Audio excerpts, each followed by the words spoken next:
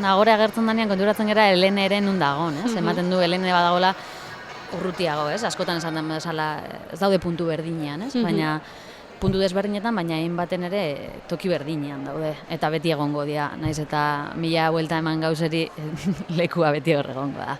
Bai, bilaketa baten dabiltza, baina uste dudelako erantzuna besteek dakatela, beraien erantzuna. Eta eleberriko pertsonaia maskulino aldiz, Xabi, badirudi hau dagoela bilaketaren antipodetan. Bai, gainera bultzatzen dute, baina erresistentzia puntua. Bultzatzen dute erosotasun hortatik ertetzera, baina erresistentzia puntua daka eta haserretu egiten da gainera horre. Bai, ez erten nahi horretan edo erosotasun marko horretatik. Baina berak ere beraz nabarituko ditu aldaketak identitatearen eraikuntza horretan. Hasiera batean ziur dago Xabi bere erlazioan, eroso dago, aipatzen da. Ane gardena zen berarentzat, harrapatuak zizkion egiteko moduak eta haien erantzun gisa berak egin beharrekoak.